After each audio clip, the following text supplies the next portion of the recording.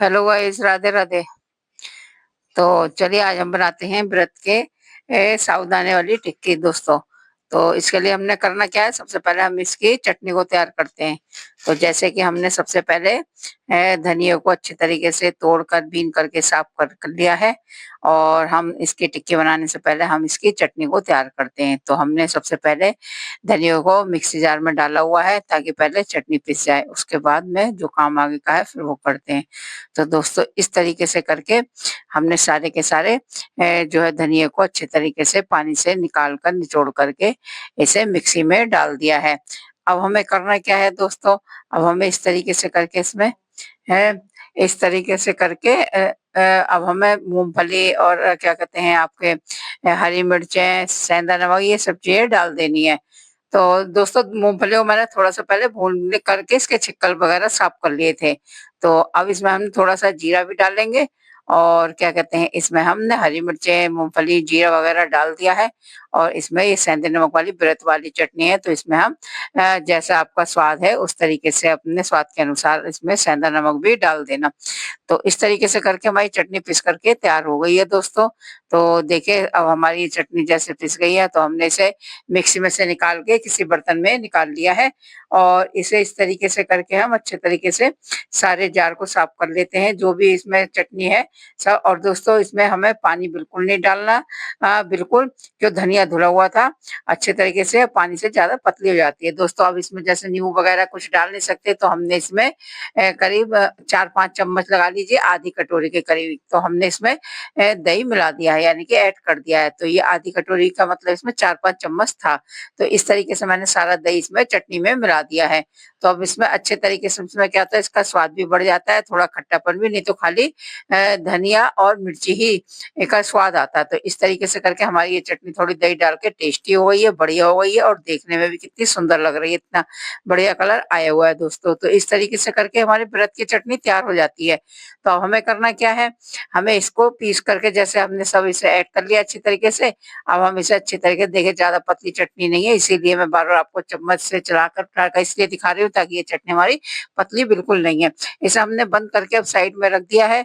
अब हम क्या करते हैं, अब हम जो है टिक्की बनाने की तैयारी करते हैं दोस्तों। तो इसके लिए हमने क्या करा है, एक कटोरी हमने, छोटी कटोरी थी वो साबूदाना पानी में भिगो करके रख दिया था 1 घंटे पहले।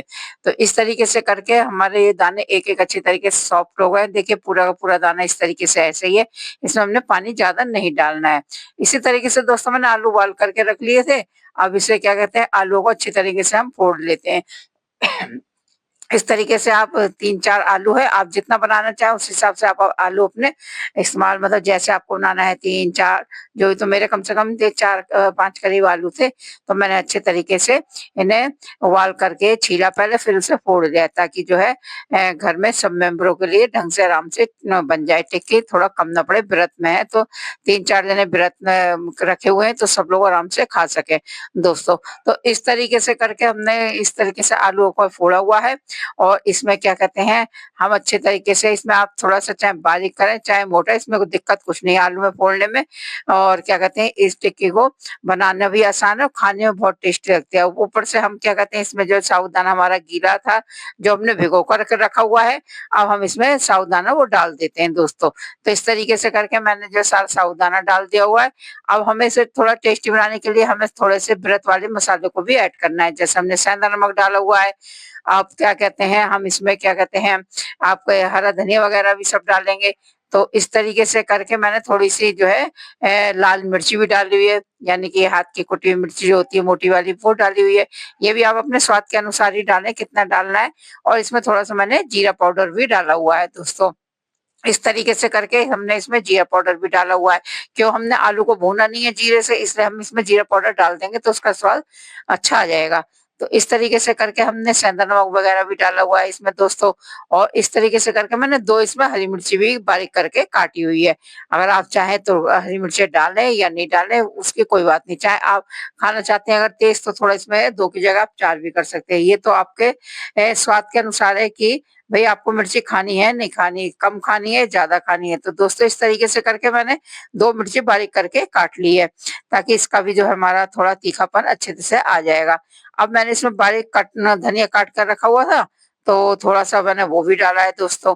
तो अच्छा, धनिये का स्वाद तो सब चीज़ों में ज़रूरी है, अलग से आता है और अच्छा भी लगता है, टेस्ट भी बढ़ जाता है इससे।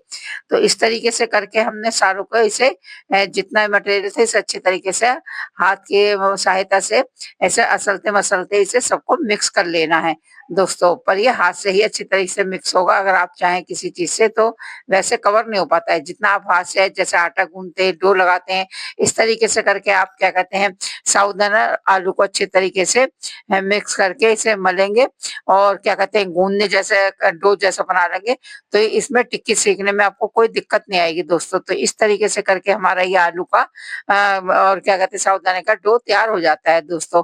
अब करना क्या है हमें, अब हमें जो है पहले अपनी चाहे आप इकट्ठी सारी टिक्की बना के रख लीजिए, चाहे थोड़ी-थोड़ी। तो मैं पहले देखो 2-4 टिक्की बना लेती हूँ। तो इसमें करना क्या है, आप हाथ से कुछ नहीं करना, कोई इसमें ज़्यादा भारी काम नहीं है, कोई दिक्कत वाली बात नहीं है, कोई परेशानी आने वाली नहीं।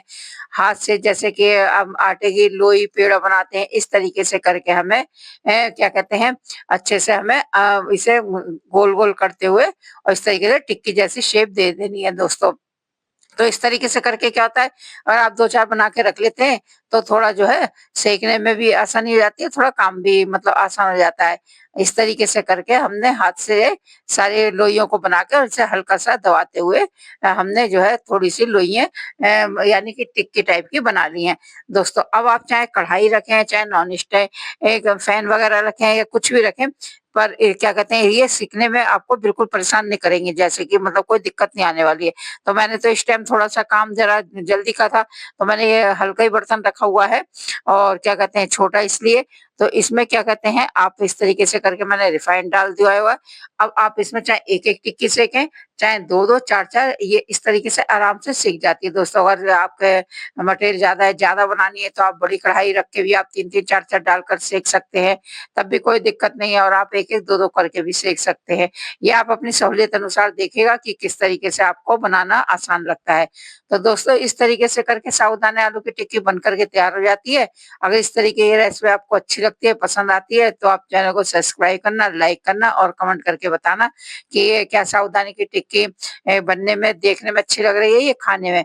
पर दोस्तों, मेरा ख्याल ये है कि आपको इस टिक्की को बनाकर व्रत में क्या वैसे भी अगर आप खा सकते हैं तो कोई दिक्कत वाली बात नहीं है, पर इसे एक बार आप ज़रूर बनाकर देखिए।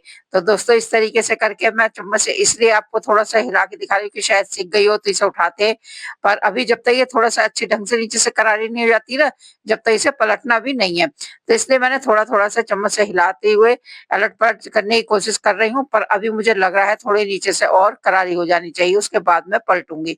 तो इस तरीके से करके हमारी ये दोनों टिक्कियाँ मतलब रिफाइंड वगैरह में जो है इसमें तैरने जैसी लगती है, घूमने लगती हैं, तो इसका मतलब आप घुमा के देखिएगा, तो यानी कि ये नीचे से करारी हो गई है और सिकने जैसी लगी है। इस तरीके से करके आप अपने पलटने की कोशिश करना, आराम से पलट जाएँगी। इसमें बिल्कुल भी आपका ना आलू निकलेगा, ना कि साबूदाना, कोई परेशानी नहीं आने वाली है। तो इस तरीके से करके मैंने पहले 2-2 टिक्की को ही डाल कर के सेका है दोस्तों। इस तरीके से करके ये आराम से, और ये जो धीमी आँच में ही सेकना, तो ताकि ये जो है थोड़ी-सी ज़्यादा करारी अच्छी लगती हैं। तो क्या कहते हैं, इस तरीके से करके मैंने दोनों टिक्कियों को पहले आराम से सेक लिया। दोस्तों, इसमें थोड़ा-सा मेरा धनिया ज़्यादा हो गया है, तो इस तरीके से करके जो है कुछ धनिये की जो है थोड़ा करारापन ज़्यादा ही नज़र आ रिहा है, पर कोई बात नहीं है, मुझे थोड़ा धनिया ज़्यादा पसंद है हर चीज़ में। इस चक्कर में थोड़ा इसमें टिक्की में मैंने ज़्यादा डाला हुआ है दोस्तों। तो इस तरीके से करके आप एक-एक टिक्की को आराम से निकाल लेना और क्या कहते हैं, आप जो है चाहे कढ़ाई में, दोस्तों मैं कढ़ाई में बनाने वाली थी, पर जो है मुझे काम बहुत था, तो इसलिए मैं थोड़ा-सा ही अपना छोटा बर्तन रख के मैंने कहा चलो वही थोड़ा-सा क्या कहते हैं सहूलियत के हिसाब से इस टाइम ज़रा हल्का बर्तन रखे, जल्दी-जल्दी सेक लें।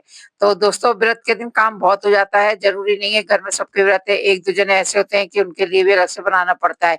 ये व्रत वालों का आइटम है, पर खाते बगैर व्रत वाले भी हैं, भले ही चाहे वो व्रत रखें ना रखें दोस्तों। तो इस तरीके से करके हमारे व्रत वाली टिक्की अब मैंने दोस्तों क्या कहते हैं, इसमें देखिए जब 2 डाल के दिखाई थी आपको, अब इस तरीके से करके मैंने 4 टिक्की डाली हुई हैं।